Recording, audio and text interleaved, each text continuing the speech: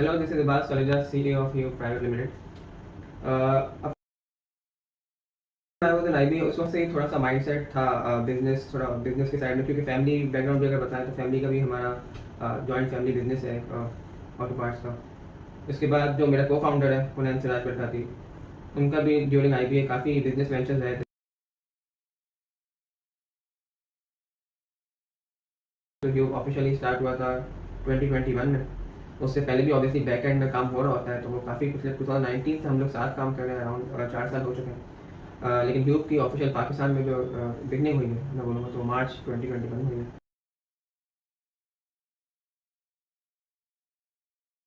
Pakistani based जो companies कुछ कर रही हैं या फिर हमारे मिडिल ईस्ट की कंपनीज कुछ कर रही हैं, तो वो सब देख के होता था कि हमारे पाकिस्तान में भी काफ़ी स्कोप है। हमने जो स्टार्ट भी लिया था ह्यूब का, तो पहले ही डायरेक्ट पाकिस्तान में स्टार्ट नहीं लिया था। पहले हम अमेजोन में एक रिटेल स्टोर की तरह से काम कर रहे थे, प्राइवेट लेबल अपने ब्रांड के नाम से।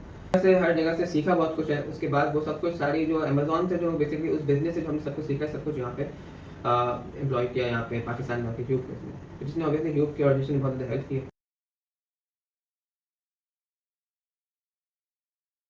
मुझे था कि 1-2 साल शायद जॉब करेंगे, थोड़ा सा यही सेल्स मार्केटिंग इनका एक्सपीरियंस बेसिकली लेंगे। लेकिन उसके बाद थोड़ा सा इंटरेस्ट नहीं रहा। उस वक्त मुझे था कि डायरेक्ट ही बिजनेस में आते हैं। ऑब्वियसली शुरू में टाइम लगा, क्योंकि कोई कोई एक्सपीरियंस नहीं था सेल्स का, मार्केटिंग का, like on field experience basically कोई था नहीं। जो भी था बुकिश लर्निंग थी, तो सब कुछ जो जो शुरू में बेसिकली काफ़ी लाइक मैं बोलूँगा मिस्टेक्स हुई इस चक्कर में, क्योंकि कोई ऑन फील्ड कहीं भी किसी भी कंपनी के साथ कोई एसोसिएशन पहले नहीं थी। डायरेक्ट ही जैसे ग्रेजुएट हुए थे IBA से, उसके बाद डायरेक्ट ही हम लोग बेसिकली अपने बिजनेस में आ गए थे। तो ऑब्वियसली हमने हमने मैं बोलूँगा हमने किसी एक्सपीरियंस से नहीं सीखा, हमने अपनी खुद की गलतियों से सीखा बेसिकली।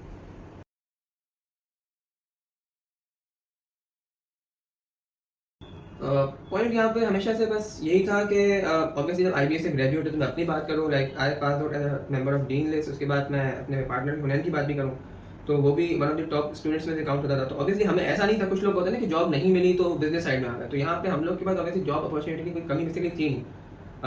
तो वो इशू यहाँ पे नहीं था कि जॉब नहीं होने की वजह से हम बिजनेस में आगे बेसिकली। तो हम लोग को हमेशा से था कि लाइक अगर हम लोग भी like cream of this country, अगर हम लोग भी एम्प्लॉयमेंट क्रिएट करने के बजाय एम्प्लॉयमेंट का पार्ट बन जाएंगे, तो फिर ये जो बेसिकली अगर आपके पास क्वालिफिकेशन है और आपके पास रिसोर्सेज है, तो मेरे ख्याल से you are liable to create employment opportunity.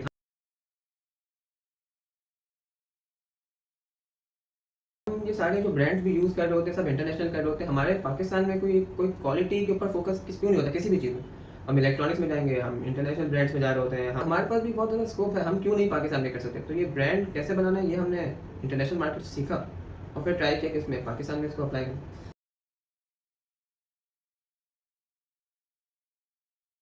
Pakistan में कुछ भी इंपोर्ट करना बेसिकली उसके काफ़ी बैरियर्स हैं। आपके टैक्सेस और ड्यूटीज़ ये सब बहुत ज़्यादा है।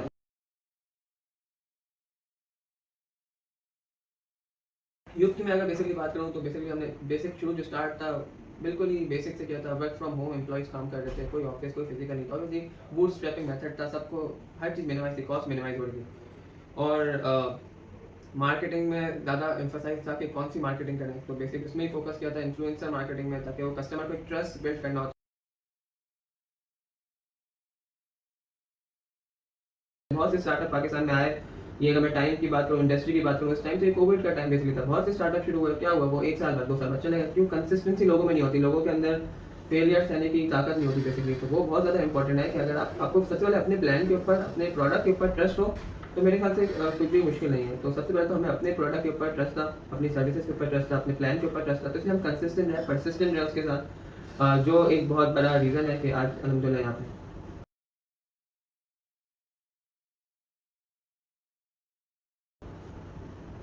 और मैं अगर बात करूँ कि जो पार्टनर्स की, शुरू से अल्हम्दुलिल्लाह हम 2 ही पार्टनर्स हैं। अगर उसमें कोई भी अभी एक्सटर्नल इन्वॉल्वमेंट है नहीं। हाँ, जो थोड़ी बहुत फाइनेंसिंग की है वो फैमिली की उससे फाइनेंस हुई, फिर एक्सटर्नल फाइनेंसेस हुई है, लेकिन वो पार्टनरशिप बेसिस में नहीं हुई। वो ऑब्वियसली रिटर्न्स बेसिस में होता है, सिर्फ इन्वेंट्री के बेसिस में लोग इन्वेस्ट करते हैं ग्रुप के साथ। तो लेकिन कंप्लीट इक्विटी 100% इस वक्त मेरे और मेरे के को फाउंडर के हाथ में है। फैमिली का सपोर्ट होना बहुत ज़्यादा ज़रूरी है। दोनों के साथ एक बहुत बड़ा प्लस पॉइंट ये था कि दोनों की फैमिली पहले से बिजनेस में थी, तो उनको बिजनेस की इंपॉर्टेंस का आइडिया था। तो इतना कन्विंस नहीं करना पड़ा, लेकिन फैमिली का सपोर्ट शुरू से ही था कि लाइक वो जॉब अपॉर्चुनिटी जो आ रही थी सामने से, उनको लाइक लेट गो करके बिजनेस की तरफ ही फोकस रहें। उसमें बहुत ज़्यादा सपोर्ट हुआ फैमिली की साइड से शुरू में भी, लाइक पिछले 1-2 साल से बहुत ज़्यादा सपोर्ट रहा है, क्योंकि बहुत ज़्यादा टाइम भी देना पड़ता था बिजनेस को।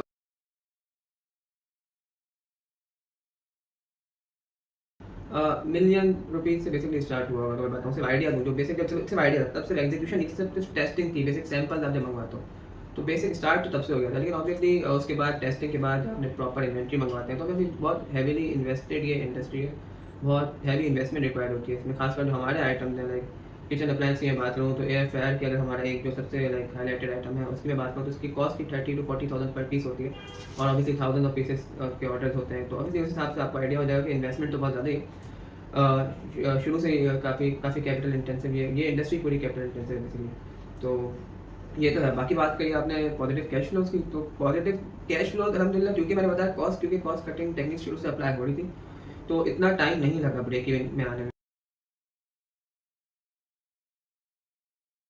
प्रेशर तो बिज़नेस का बेसिकली पार्ट है, क्राइसिस भी आते रहेंगे, खासकर ऐसे इकोनॉमी में पाकिस्तान जैसी जहाँ पे स्टेबिलिटी लाइक का कोई निशान नहीं है बेसिकली, तो यहाँ पे क्राइसिस तो आएंगे। अभी मैं रिसेंट एग्जांपल तो 1 साल पहले की इम्पोर्ट बैन हो गया था अभी, and we are completely reliant on import, तो उसमें सबसे स्ट्रॉन्ग आपको रहना पड़ता है उस टाइम पे, फैमिली को संभालना होता है, अपने लाइक अपने कंपनी के एम्प्लॉइज़ को आपको उस वक्त उनके साथ अच्छी कंडीशन होना ज़रूरी है। आउटसाइड हेल्प की आपने बात की, तो आउटसाइड हेल्प, आउटसाइड फोर्सेस की बहुत ज़्यादा उसमें स्ट्रॉन्ग रोल होता है।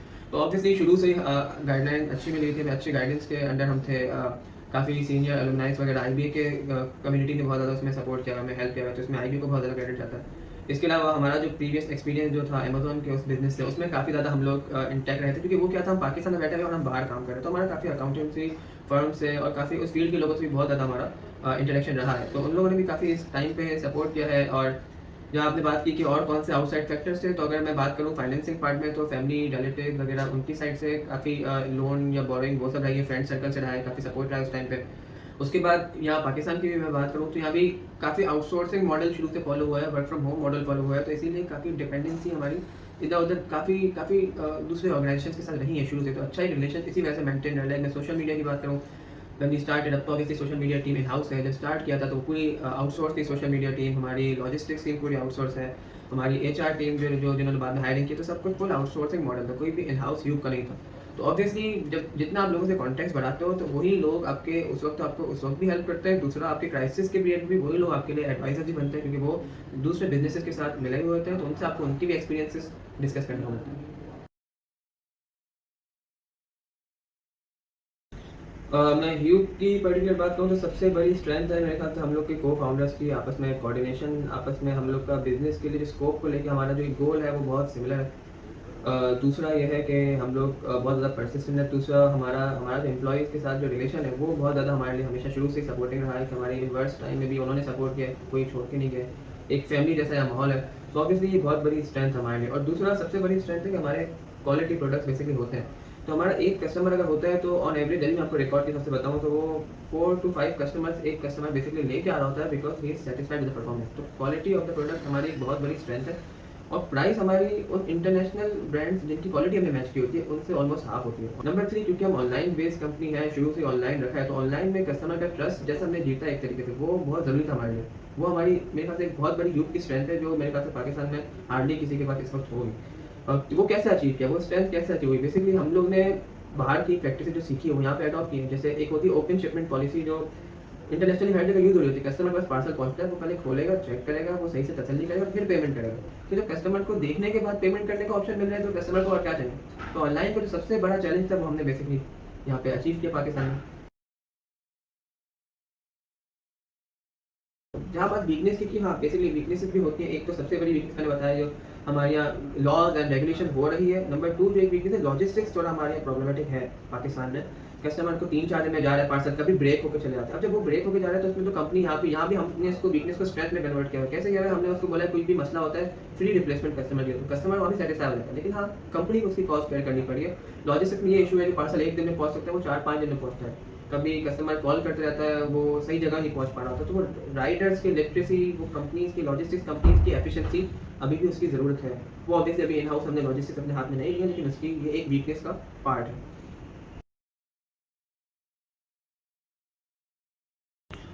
बेस्ट मोमेंट की बात की आपने, बेस्ट मोमेंट वही था जब सबसे पहले तो हम लोग एक दिन उठे और डायरेक्ट ही ऑर्डर्स की लाइन लगी हुई थी। एयर फ्रायर उस वक्त लाइव किया था, हमें समझ नहीं अचानक से कैसे ऑर्डर्स की लाइन लग गई। असल में हमने हमने इन्फ्लुएंसर मार्केटिंग स्ट्रेटजी फॉलो करने का सोचा था। जो टॉप इन्फ्लुएंसर्स होते हैं उनको हमने अपने प्रोडक्ट दिलवाए थे, वन ऑफ द इन्फ्लुएंसर्स जिनके बारे में आगे बताऊँगा, उन्होंने एक वीडियो, उनको हमारा प्रोडक्ट क्योंकि पसंद आया, उन्होंने हमसे डिस्कस करे बगैर ही हमारे प्रोडक्ट को अपने पेज में लगा दिया।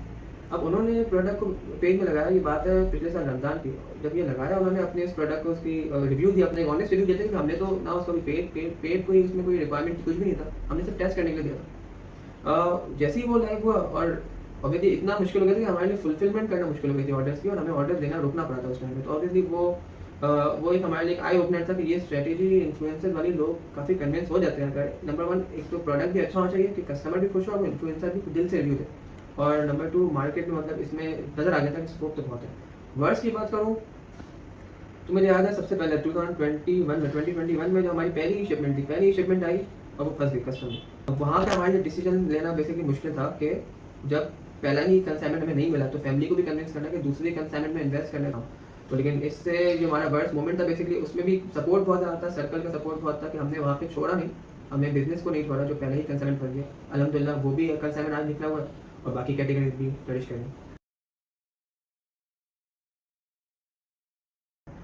मैं अपना ओपिनियन से बताऊँ तो बेसिकली थोड़ा-सा मुझे होता है कि मैं अगर प्लानिंग और एग्जीक्यूशन साइड में स्ट्रॉन्ग हूँ, तो मुझे शुरू से था कोई एक पार्टनर हो जो out of the box thinking में भी जाता हो। तो मुझे था कि एक पार्टनर, 1 से 2 पार्टनर हो ज़रूरी। तो शुरू में हमने जब बिज़नेस स्टार्ट किया था तो वी स्टार्टेड विद 5 पार्टनर्स, फिर हम 3 हुए, फिर इन द एंड हम 2 हैं जो पिछले 3 साल से परसिस्टेंट कंसिस्टेंट रहे हैं, बाकी सब चले गए। तो लेकिन शुरू से मुझे था कि कुछ पार्टनर्स हों ज़रूरी, 2-3 हो, ऑब्वियसली 4-5 में आपस में फिर कॉन्फ्लिक्ट्स आते हैं। तो वो था क्योंकि अगर मैं एग्जीक्यूशन में अच्छा हूँ, ऑपरेशन में अच्छा हूँ, तो कोई out of the box thinking side वाला भी, स्ट्रैटेजिस्ट भी कोई हो। तो अल्हम्दुलिल्लाह अभी हम जो 2 पार्टनर्स हैं, दोनों अपने-अपने रोल में, अगर ऑपरेशन में ध्यान दे रहा होता हूँ, तो स्ट्रैटेजी में ध्यान दे रहा होता हूँ मैं। तो पार्टनर्स के फेवर में शुरू से था। सोलो में एक होता है आपको पीछे से पुश ज़रूरी होता है, किसी का सपोर्ट ऐसे क्राइसिस में ज़रूर चाहिए होता है। तो कम से कम आपका एक पार्टनर मेरे हिसाब से होना ज़रूरी है। लेकिन ज़्यादा पार्टनर के फेवर में भी नहीं होऊँगा मैं, क्योंकि जितने ज़्यादा लोग होते हैं, उतना कॉन्फ्लिक्ट्स होते हैं। Too many cooks spoil the dish, as we know. तो ये होता है, तो इसलिए पार्टनरशिप स्ट्रॉन्ग होनी चाहिए, लेकिन प्रॉपर एग्रीमेंट्स के साथ हो, जो भी हो, उसमें दोस्ती मिक्स ना हो, ये चीज़ बहुत ज़रूरी होता है। बिज़नेस मॉडल की मैं शुरू से बात करूँ तो जो मार्केट सेगमेंट को हमने टारगेट किया था वो ऑब्वियसली वो लोग थे जो क्वालिटी कॉन्शियस होते हैं, वो प्राइस सेंसिटिव इतने ज़्यादा नहीं होते। तो हमारा जो टारगेट सेगमेंट है वो है जो क्वालिटी पे फोकस करता है, क्योंकि क्वालिटी वाले प्रोडक्ट जो यहाँ पे हैं, वैसे ब्रांड यहाँ पे इस लाइन में बेसिकली इस वक्त अवेलेबल हैं। तो वो हमारा टारगेट सेगमेंट था। जो ऑब्वियसली किचन की बात करूँ तो उसमें हमारे थे लाइक ज़्यादातर वो फीमेल्स को टारगेटेड था, जो थोड़ा सा ईज़ चाहती है ज़िंदगी में, थोड़ा वो ऑयल फ्री खाना चाह रही है, हेल्थ कॉन्शियस लोग हैं, थोड़े बहुत उस टारगेट को। और जो मोबाइल एक्सेसरीज ऑब्वियसली या तो होम ऑटोमेशन कैटेगरी, उसमें थोड़ा यूथ को टारगेट। तो हर कैटेगरी, हर प्रोडक्ट के लिए हमारा मार्केट सेगमेंट अलग होता है, उसके लिए मार्केटिंग स्ट्रेटेजी अलग होती है। तो उन लोगों के साथ हम कोलैबोरेट करते हैं जिनकी मार्केट में क्रेडिबिलिटी है, और उनको भी हम ऑनेस्ट रिव्यूज़ की बात करते हैं। जब वो ऑनेस्ट रिव्यू पास करते हैं तो कस्टमर को दिख जाता है रिव्यू देख के, भाई ये पेड है या फिर ये ऑनेस्ट चल रहा है, साफ दिख रहा होता है, एडिटिंग है नहीं है, सही सही दिख रहा होता है। तो वो सब कुछ सबसे बड़ा फोकस ही है। इसके बाद मैं बात करूँ मोबाइल एक्सेसरीज में, तो हमने नंबर 1 टेक इन्फ्लुएंसर पाकिस्तान के हैं, बिलाल मुनीर, सब जानते हैं उनको। उनके साथ एसोसिएशन की। इसके अलावा कुछ 1-2 एक्टर्स भी हमारे प्रोडक्ट से इंस्पायर होकर उन्होंने खुद से किए। हमने उन्होंने खुद से अपने पेज में, Imad Irfani, one of the most renowned male actor of Pakistan, उन्होंने अपना पेज से शेयर कर दिया था। हमारे चैनल्स की मैं बात करूँ, चैनल्स हम लोग बेसिकली ऑनलाइन में फोकस किए। ऑनलाइन की डिमांड ही इस वक्त कंपनी को, क्योंकि ऑब्वियसली थोड़े बजट कंस्ट्रेंट्स होते हैं, तो ऑनलाइन डिमांड अल्हम्दुलिल्लाह कोशिश कर रहे हैं मीट करने की, और ऑफलाइन बेसिक चैनल स्टार्ट किए हैं। ऑफलाइन में हमने बेसिक फोकस उधर किया है जो बड़े स्टोर्स होता है। रेवेन्यू स्ट्रक्चर्स की मैं अगर बात करूँ, कॉस्ट की बात करूँ, तो कॉस्ट का मेजर चंक तो ऑब्वियसली प्रोडक्ट की कॉस्ट होती है खुद से ही। उसके बाद उसकी पाकिस्तान में थोड़ा-सा ड्यूटीज़ वगैरह की कॉस्ट मैंने बताया बहुत ज़्यादा होती है, तो उसकी एक कॉस्ट काफ़ी एसोसिएटेड होती है कॉस्ट में। उसके बाद फिर लॉजिस्टिक्स की कॉस्ट ऑब्वियसली होती है, मार्केटिंग की कॉस्ट इन्वॉल्व होती है।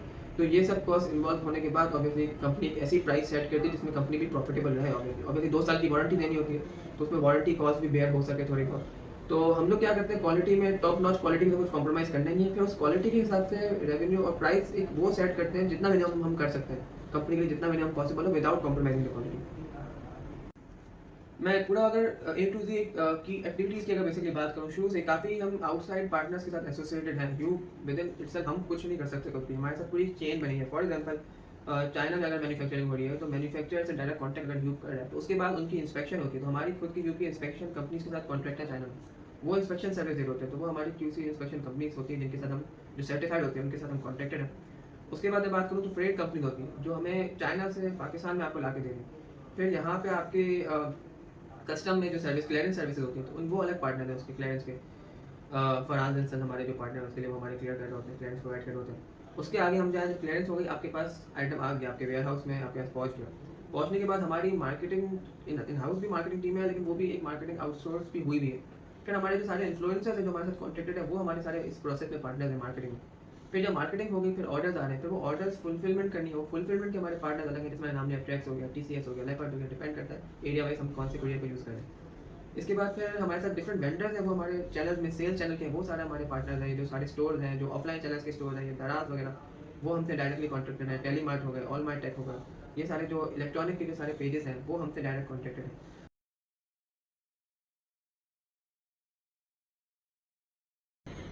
चैलेंजेस तो होंगे, ऑब्वियसली कोई चीज़ कम हो रही है पाकिस्तान में जिसमें इतना कंपटीशन अगर इतना ज़्यादा नहीं है, तो फिर चैलेंजेस हैं जिस वजह से वो चीज़ नहीं एग्जिस्ट करती ना। तो चैलेंजेस तो बहुत सारे, जैसे मैंने शुरू में मेंशन किया, सबसे पहले तो चैलेंज है ये रेगुलेशन एंड ड्यूटीज़ की, क्योंकि ये थोड़े लग्जरी आइटम्स होते हैं हमारे, उन आइटम में फिर ऑलमोस्ट 50%, 60%, 100% ऑफ ड्यूटीज़ होती है। तो कस्टमर्स को भी समझाना होता है कि प्राइस थोड़ी उस वजह से भी हाई है। नंबर 2, पाकिस्तान में इम्पोर्ट बैन आ गया था बीच में, ऐसे चैलेंजेस फेस हुए हैं। नंबर 3, ये डॉलर की अभी जो अनस्टेबिलिटी चल रही है इतनी ज़्यादा, डॉलर रेट हमने स्टार्ट किया था 150 रुपीज़ पर डॉलर था, आज 300 रुपीज़ पर डॉलर। तो ये सारी चीज़ें बिज़नेस को ऑब्वियसली ये झटका देती है, खासकर जब आप इम्पोर्ट डिपेंडेंट होते हो। इसका सोल्यूशन भी लेकिन हमने निकाला है, कंपनी ने, यूब ने। पहले अगर मैं बात करूँ एयर फेयर की बात करता हूँ, अगर जो आइटम है, जो पूरा CPU कंप्लीट यूनिट बाहर से आता था असेंबल होके, वो अब कंपनी ने इसकी लोकल असेंबली बनाई है पिछले आधे साल से। तो पाकिस्तान अब यूब के जो असेंबली है वो यहीं पे होती है, और भी ऑब्वियसली बेसिक चैलेंजेस आते रहते हैं, आपको देखा देखिए और कॉम्पिटिशन आते हैं, छोटे मोटे चैलेंजेस होते हैं। एम्प्लॉय रिटेंशन आपके लिए एक चैलेंज होता है, अच्छे एम्प्लॉयज़ को रिसोर्स करना चैलेंज होता है, उसके लिए हमने अच्छे HR एजेंसीज़ के साथ आउटसोर्स उनको दिया हुआ है ये काम। वो बेसिकली हमें एम्प्लॉयज़ देते हैं, कोई एम्प्लॉय अगर अच्छा नहीं निकलता तो they are responsible to provide alternative employ. तो ये हमारे अच्छे कॉन्टेक्ट उनके साथ है, तो इसका भी सोल्यूशन निकला है। तो ऑब्वियसली जो भी प्रॉब्लम्स आते हैं, जो भी आते हैं, उसका अच्छा सोल्यूशन कंपनी ने अब तक निकाला हुआ है।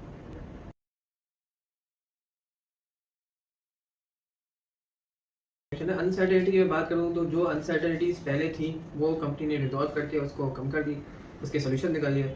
लेकिन व्हाट वी हैव रियलाइज कि विद टाइम नई नई अनसर्टेनिटीज़ पैदा होती हैं। जो पुरानी अनसर्टेनिटीज़ थी, जो क्वेश्चन मार्क्स थे, उनको आप सॉल्व कर देते हो, लेकिन नई अनसर्टेनिटीज़ आएंगी। तो अनसर्टेनिटीज़ तो ये बिजनेस का पार्ट है ही। ये पाकिस्तान की अगर स्पेसिफिक बात करें, यहाँ तो आपको अनसर्टेनिटी डील करना नहीं आता, तो फिर तो आप बिजनेस में बन नहीं सकते, क्योंकि यहाँ तो चैलेंजेस हैं।